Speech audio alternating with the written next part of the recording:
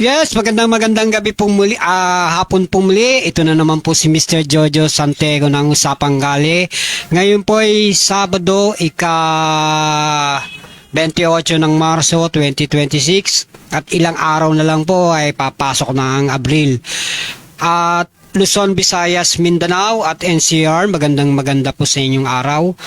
At muli po, amin pong inaalala po ngayon, itong araw na po na to, ang aming katropang namayapa nung nakaraang taon. Ang araw ng aming liga na nagkataon po siya'y namayapa dahil bigla po siyang natumba sa oras ng kanyang paglalaro. Ito po ay si Mr. Simbako na aming katropang ibayo at isang taon na po ang kanyang pagpanaw. Gunita po ngayong araw na to ang kanyang isang taon. At sa mga sa pamilya po ng aming katropa si Mr. Simbako, ayan po, muli po ang aming pakikiramay at nasa magandang na po sa ang aming katropang ibayo na si Mr. Simbako. At muli po, shoutout po sa aming President Gaspar Latang na presidente ng Paranaque Net Radio Worldwide at ating pong ibigay ang taos pusong pasasalamat sa kanya dahil ang alam ko po ay siya'y tatakbo ng isang barangay kapitan dito sa Santo Niño. Ito ay pa lang po pagkano pa lang. Hindi po talaga sabagay mahirap pong magsabi dahil wala pang election. Pero sa aking pananaw, kung tatakbo siya ate siyang susuportahan. At bilang isang taga Santo Niño rin, at sana po sa mga ibang kanyang magiging katunggali yon. At marami naman yan sa Barangay Santo Niño tatakbo Yun nga lang, isa na rin sa aming President Gaspar Latam na taga Santo Niño rin po ang tatakbo. Muli po ang aming tropang ibayo, binabati ko po ang aming President Mr. Joey Lorenzo JRK. Ganon din po sa aming ang Los Padres de Santo Niño, ang aming President na si Mel Marquez, Mr. Adli Villapuerte at si Mr. Vice President Rick Gonzales, kay Engineer Alex, kay Mr. Val Marquez at sa mga iba po pong member ng Los Padres de Santo Niño. Ganun din po ang binubuo po naming tropang center, ang aming presidenteng si Junjun Garcia, ayan, si Totong Garcia ang Vice President at mga member po. Ayan, si Mr. Rodel Tayam, ayan, ako po, Mr. Jojo Santeco, si Paking Del Castillo, si Joel Mendoza, at sila Gary Jugalbot, at si Mr. Aryok Villanueva, ayan, si Mr. Alawigan, Bert Alawigan, at sa iba ko pang nabanggit, ayan. Sana po matuloy po ang ating mga ganitong usapin ng pagpapatayo ng isang grupo na ang tanging layunin lang ay masaayos ang isang grupo at magkaroon ng pagpupugay sa ibang nangangailangan ng tulong, kagaya ng mga traffic. Andyan po tayo kung sakaling mabuo tayo. At sa mga nagtatapon po ng basura, alam mo naman ang Barangay Santo Niño, matitigas ang ulo ng mga nagtatapon ng basura. Yun po ang ating mga gagawin kapag tayo ay nakabuo ng isang grupo. Ayan, kaya sa ating mga taga-Barangay Santo Niño, maging respetado po tayo, lalong-lalo na po sa pagtatapon ng basura dahil tayo po ay napupuna. Dahil tayo lang po ang minsan nagiging palso ang ating pagtatapon. Unlike sa ibang barangay, ang ating Karatiga barangay Dongalo, napakaganda ng kanilang malinis. walang traffic, walang basura na sa gilid. Dapat maging ganun din po tayo. Sundin po natin ang ehemplo na kanilang ginagawa dahil tayo rin po naman ang magkakaroon ng benefits nito. Kaya sana po yung pagtatapon ng basura ilagay na po natin sa tamang oras dahil yung kagaya ng mga tatakbong ngayon tong darating na eleksyon, ang mga kapitan po, ang mga kagawad, sana po maging responsable po tayo. Ilagay natin sa tamang proseso yung ibibigay nating mga duties sa ating mga constituent dahil tayo rin po ang ang magiging magbe-benefits dahil kung walang barangay hindi po natin maaayos ang mga ganitong basura, traffic. Kasi po talaga po ang Barangay Santo Niño po talaga nagta-traffic lalong-lalo na kung may mga event kagaya ng Liga ng Basketball. Andyan yung mga parada sa motor na sa gilid, nagiging cause din ng traffic. Yung pagpaparada ng mga four wheels sa gilid-gilid, nakaka-traffic din po yan. Kaya kung tayo ay may magiging isang barangay na talagang isusulong yung ganyan na maging kagaya ng ibang kagaya ng barangay Dunggalo nga po, napakalinis, walang traffic. Pag pumasok ka, mga walang nakahambalang sa daan. Di po ba? At ganun din po yung mga tambay-tambay, dapat matanggal din po yan dahil syempre kung mga alas 12 na ng gabi, dapat wala nang tambay sa daan. Kasi yan din po nagiging cause ng krimen. Kagaya yung mga bilyaran dyan, yung natambayan ng mga kabataan, nagiinuman hanggang madaling araw. Tapos yung mga hold-upan po dyan, mga nakawan ng cellphone. Dapat talaga ang ating barangay ay may CCTV. Subalit, wala po talaga CCTV ang Barangay Santo Niño. Sana po yung mga susunod na magiging leader po, mapalagyan na sana ng CCTV ang ating Barangay Santo Niño dahil ilang taon na rin po talaga nagsasuffer po ang Barangay Santo Niño sa mga ganyang Tayo na lang po ang na huhuli. Wala tayong CCTV, tapos ang basura natin napakakalat. Tapos po yung mga nagkakalat kagaya ng asot pusa, sana po ang mga pet owner maging responsable rin kayo sa inyong mga alaga, huwag niyo pakakawalan lalong-lalo na kung may mga basura pong kasi minsan akala natin nakakain ng maayos ang alaga natin pero yun ang nagiging cause po para sila magkaroon ng sakit dyan sa mga basurang yan. Sana po yung mga pet owner talian nyo ang inyong mga alaga. Ako po may alaga pero nasa loob lang sila talaga ng bahay.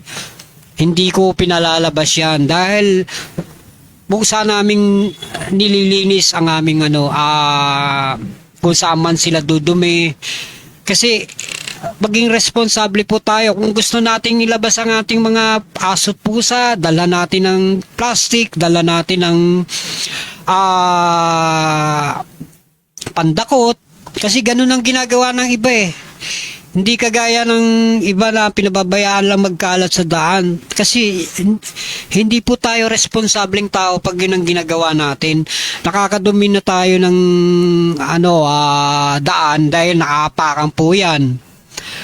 Kasi lalo na kung may nakaapak tas naipasok sa bahay, mangangamoy din po ang dumi ang kanilang bahay. So kaya maging responsableng owner po tayo sa ating mga alaga.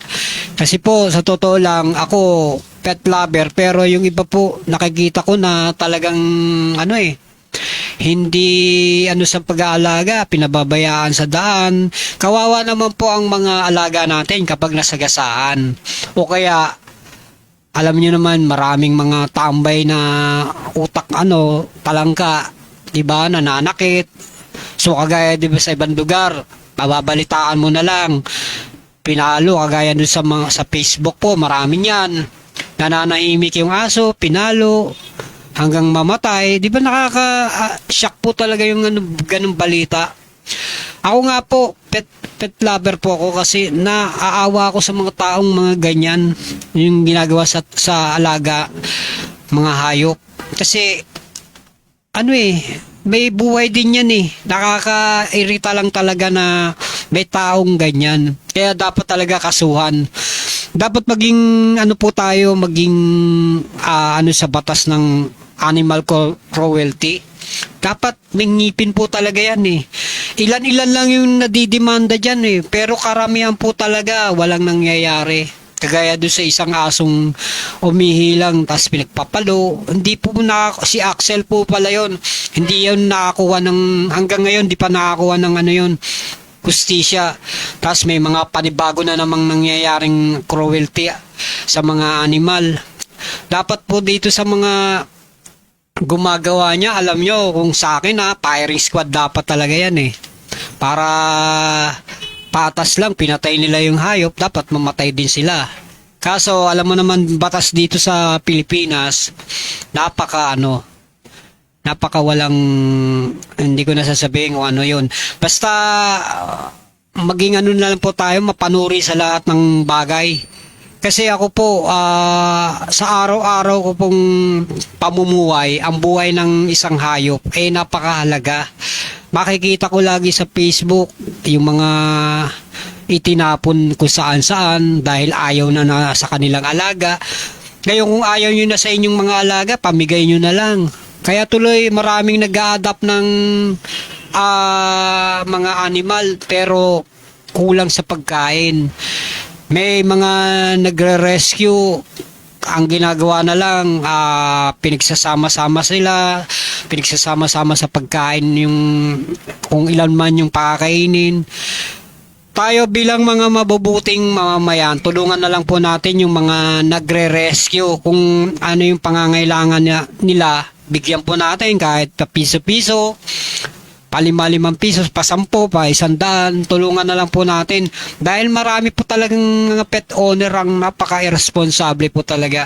Mag-aalaga pag hindi na kailangan, itatapon na lang kung saan-saan, di ba?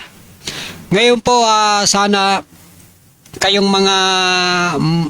mga hindi naman pet lover, wag na kayong mananakit ng hayop kasi batas po yan. Kapag kumitil ka ng buhay ng mga aso o pusa, asahan mo may may kalalagyan ka. Kasi kung hindi mo susundin ng batas, sana lahat po ng batas ngayon dapat kaparusahan, dapat parusahan. Di po ba? Kasi sa atin, hindi hindi akma yung ginagawa ng mga taong walang konsensya sa mga hayop. Di po ba? Tapos dito na naman po tayo sa mga road rage. Araw-araw na lang, lagi na lang may road rage. Kahit nagmamahal na ang gas, may road rage pa rin. Ano ba naman yan? Diba? Mababalitaan mo na lang, may nagsuntukan, may binaril. Hindi na nabago dahil halos araw-araw. Minsan may nadadaanan ako, nagtatalo. Ano bang pinagtalunan? May nasagi lang, hindi na lang pag-usapan. Kasi maganda po yung nag-uusap talaga na lang. Huwag nyo nang asahan na magkakaanuhan man kayo. Kasi LTO po ang ngayon, may jurisdiction para kayo ay matanggalan ng lisensya. Sila ang may jurisdiction. Pagkapag pinakita nyo, pinairal nyo ang tigas ng ulo. Kasi sa totoo lang, kagaya sa EDSA, pag may mga ganyang road rage at nagkasakitan, ipatatawag na kayo ng LTO dahil kitang-kita kayo sa CCTV. Dahil nga may NCAP po sa EDSA, di ba? Kahit sa Commonwealth po, ganun din. Kahit sa ibang lugar na may NCAP, kapag kayo ay nagtalo, asahan nyo, LTO na magdidesisyon yan. Ipatatawag na lang kayo dahil sa nangyaring road rage. Kaya kung ako sa inyo, bilang isang motorista, bago kayo umalis sa inyong tahanan, bigyan nyo muna ng pansin ng inyong mga sarili. Magdasal-dasal kayo. At pakita nyo na bago kayo magbiyahe, maganda kondisyon ng mga isip nyo, hindi kayo mainitin ng ulo. Kasi po kaya nagiging mainitin ng ulo ng isang motorista, siguro maraming problema ang kinakaharap. Sana hanggang sa pagdadrive hindi nyo po nadadala yan. Di po ba? Kasi pag nadala nyo yon, bandang huli kayo rin ang magsasaper.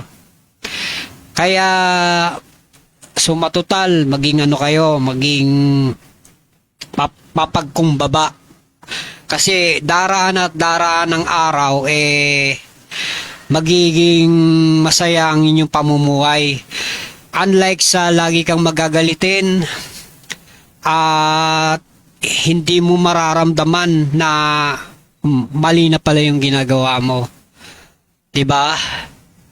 Kaya nga, ito, meron po akong babasahin na isang verses sa Bible kay Isaiah chapter 63 verse 4 up to verse 6. Sabi dito sa Bible kay Isaiah, pagkat ipinasya ko ang araw ng paghiganti at sumapit na ang taon ng aking pagtubos. Nagulat ako at tula na isang mang umalalay at ang aking galit ay umalalay sa akin. Tinapakan ko ang bayan sa aking galit, pinisa ko sila sa aking puot at ibinubuo sa lupa ang kanilang katas. Ito po yung sinasabi ng ating Biblia kay Isaiah. So, ibig sabihin, ang galit po, inaalalaya ng kagandahan loob. Huwag po tayong, kapag nagalit, huwag yung todo-todo. Maging mapagkumbaba po tayo. Kasi po, kapag pinisa mo ang puot, ito'y nagiging, kumakalat, nagiging, kumbaga, trahedya. Kapag kumalat na ang iyong puot, baka makapanakit ka ng sobra sa nararamdaman ng taong kaaway mo. Di po ba? Kagaya nangyayari sa iba, sa sobrang galit po, nakakapatay. Di po ba? Kaya maging po tayo mapanuri. Kasi hindi po lahat ng bagay na nandito po sa mundo lagi pong may katwiran. Dito naman po tayo sa sinasabi ng ating krisis sa langis. Ang dami pong nagsasalita rito sa krisis sa kinakaharap natin dahil sa gera sa gitna ng silangan. Maraming nagsasabi na magla-lockdown. May magsasabing ang LPG tataas, magiging 1,500 na kada tangke. Tapos yung iba nagsasarang gas station. Tapos sinasabi aakyat na sa daan-daan ng magsasara. Di po ba napakalungkot ng balita? Yung po sinasabi ko na ito ngayon ang pangangailangan natin, ang maging mapanuri. Magdasal po tayo lagi na sana lahat ng krisis na pinagdadaanan natin malampasan. Kasi po pag hindi tayo mano sa langit, humingi ng tulong, lahat po ng mga bagay na nangyayari sa atin at mangyayari. Dahil sa totoo lang po, ang nangyayari po sa gitnang silangan, sa paggigera ng Iran sa ibang bansa, po yan, na sa Biblia. Nandun na, nakalagay na yan, na kapag hindi na awat or hindi na natapos yan, ang maraming tao ang magsisisi, na magsasaper, merong talagang magkakaroon ng krisis sa buhay na dinaranas natin, lalong-lalo na nga rito sa nangyayari sa ating langis, tumataas ng tumataas. Ang mangyayari po dyan, kapag hindi napigilan ng pagtaas niyan, marami na po talaga magsasarang negosyo. Katulad ng mga gas station na yan. So, dapat talaga handa tayo. Ipagdarasal na lang natin na sana lahat ng bagay maging maging malampasan natin. Yung mga darating na unos, ipagdasal natin na wag nang tumama sa atin. Meron pa tayong kakaharapin. Kagaya ng lindol na nangyari sa Thailand, di ba? 30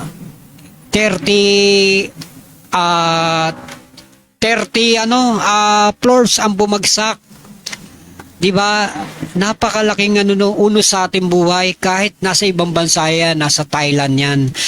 Kailan nangyari yan? Kanina lang po. March 28. Dahil sa lindol, kaya bumagsak ang isang 3 stories na na building. Di po ba? Nasa Biblia din yan. Kaya tayo mga tao, wag tayong kakalimot sa Panginoon Diyos. Dahil yan ang ating buhay, ang Panginoon Diyos. Siya ang mag-guide sa atin lahat. Kaya nga po maraming mga pumapasok na grupo kagaya ng Couples for Christ. Ayan. Member po kami dyan.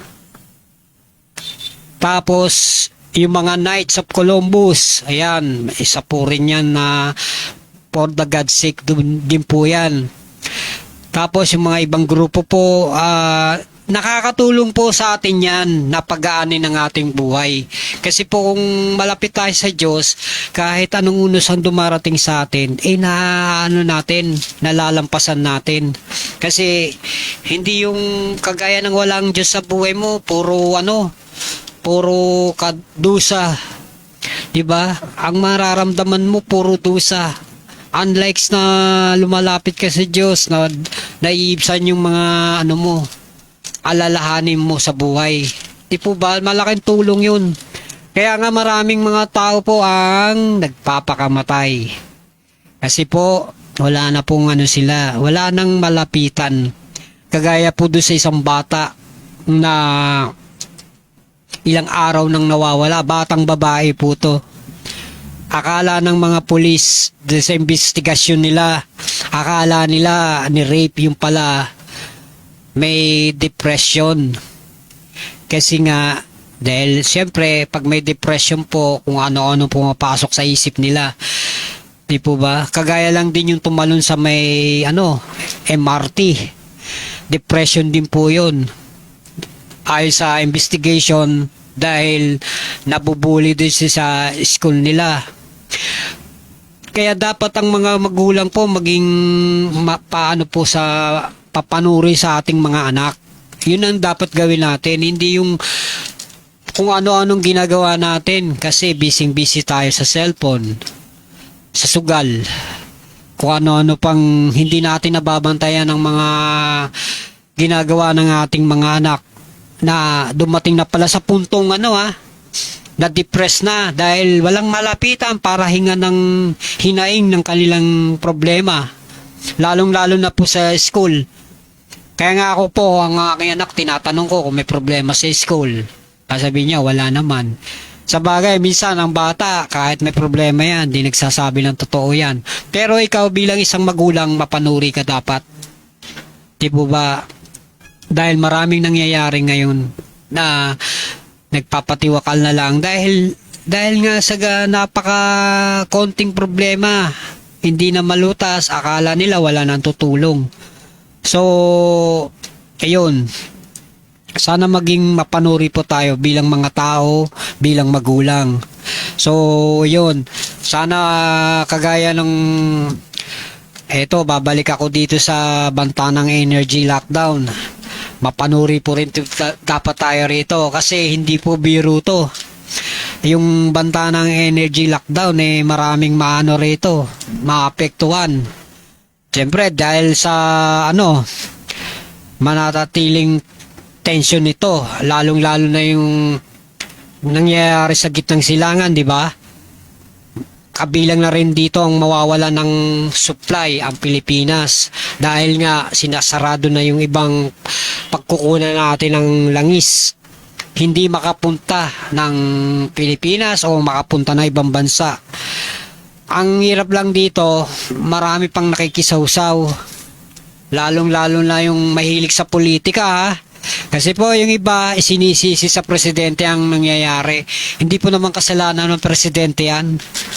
Kasi ang presidente, nakaupo lang yan bilang presidente. Hindi siya yung gumagawa ng issue sa gitnang silangan na sinabi niya bang maggera kayong dalawang bansa para lang mapagdikatahan ako ng mga aking nasasakupan. Hindi naman ganun yun, di ba?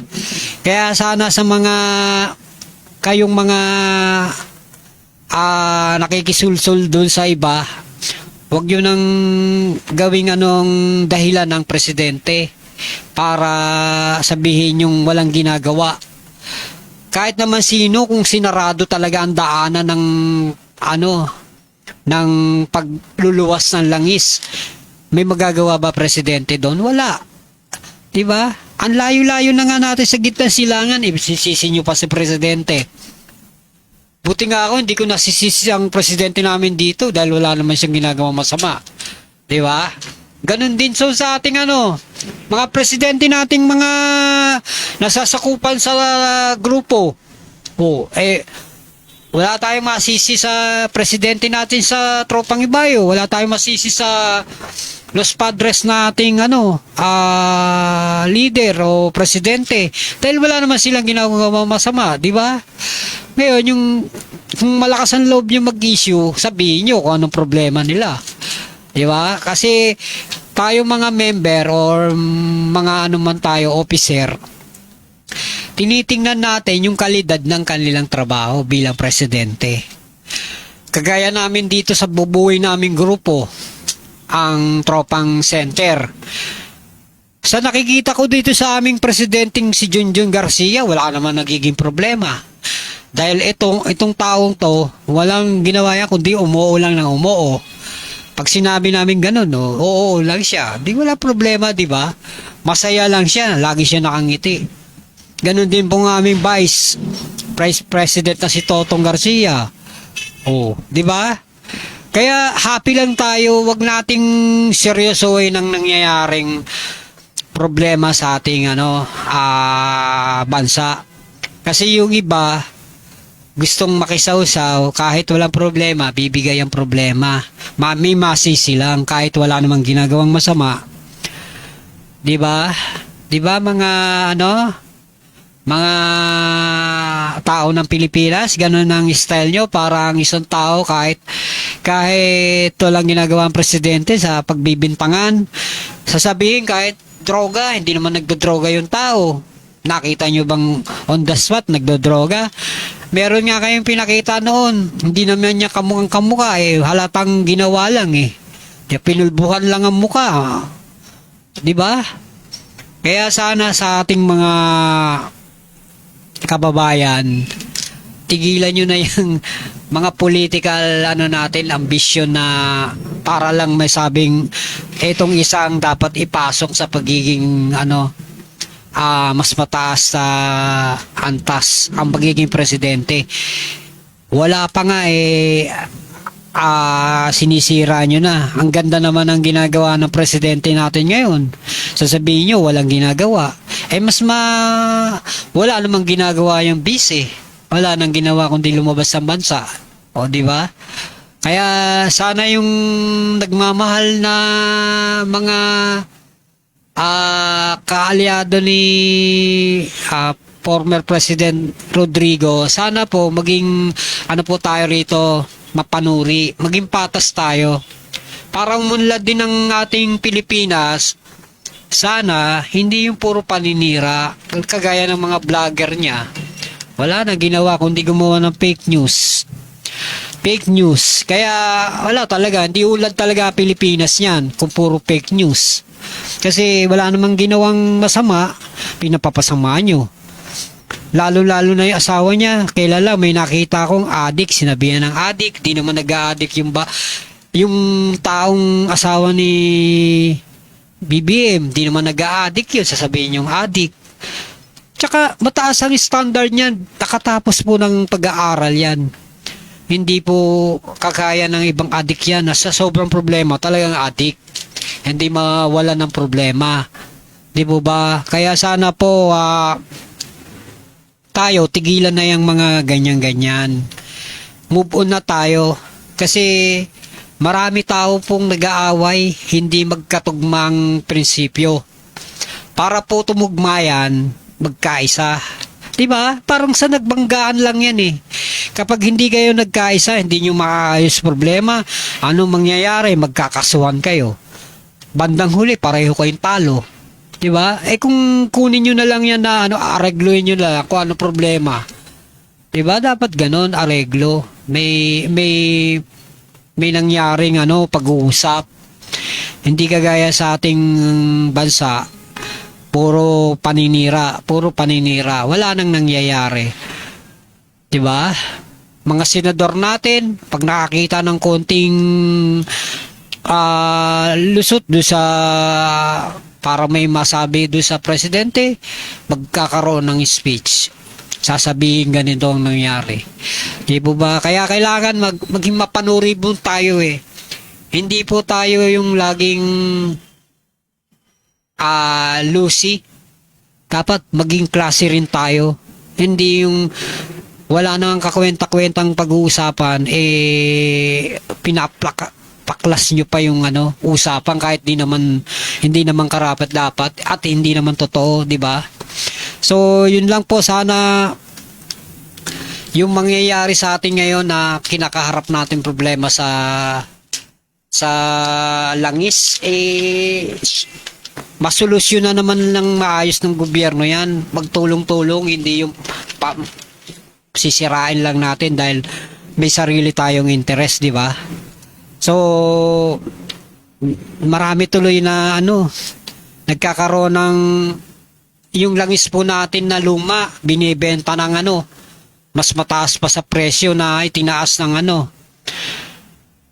nung market. Di po ba luma yun Dapat ang binibenta yung bago Kaso wala nga tayong makuhang bago dahil naiipit nga po ang pagbibiyahe sa atin. Pati ngayon ang mga baboy nagiging 500 na kilo. Dahil siyempre yung gumagamit ng langis na pang biyahe-biyahe, kapag yan tumaas sa ating mga mamimili yan, sa atin yan, ipuputok yan. Kaya sana yung ganyang usapin, itigilan na natin, magkaisa na lang tayo. Subukan natin magkaroon ng kapayapaan na itutulong natin na para matapos na ang problema sa langis. 'Di ba? Kaya sana rin pagdasal natin matapos na yung gera para naman umusad na tayo sa tamang landas. So, yun. Sana lang na yung mga problema pang iba masolusyonan ng ating gobyerno. Hindi po tayo dapat na lagi na lang na dumedepende sa away politika. Dapat maging mapanuribong tayo. Di po ba? Kaya sa aking mga kasama dito po sa media, kay Rico Areglo, kay Rihino Kapua, at sa aming mga kay Mr. Sino ba yun? Oro, Mr. Oro, yan, ang mga kasama namin dito. Shoutout po sa inyo, hindi tayo nagkikita-kita. Pero sa susunod, sana magkaroon tayo ng sama-sama para sa isang event na tayo-tayo lang mga media. At shoutout din po sa aking pamilya Winnie Santego, at sa aking mga anak, at sa aking mga apo si Sayon at si Sio, ganun din sa mama at papa niya, at ganun din po sa mga aking kumadre at kumpadre, at shoutout po sa kanila. So, okay na ako? Pwede na? Pwede na ako? Sige. Ngayon po muli magpapaalam na ako, at meron pa akong papupuntahan na na isang kaibigan, dadalawin ko lang. Kaya muli po, nagpapasalamat ako sa Paranaque Net Radio Worldwide sa aming president na sana kung sakali po mo siyang tumakbo bilang kapitan ng Santo Niño, suportahan po natin siya at ganun din po ako susuporta sa kanya bilang isang aming presidente. Muli po, nagpapasalamat ako sa ating Panginoon na sana'y gabayan niya tayo sa ating lahat ng ating adhikain at ibigay niya sa atin ang kapayapaan ng buong mundo. Maraming salamat po, God, at God bless po sa ating lahat. Siya nawa.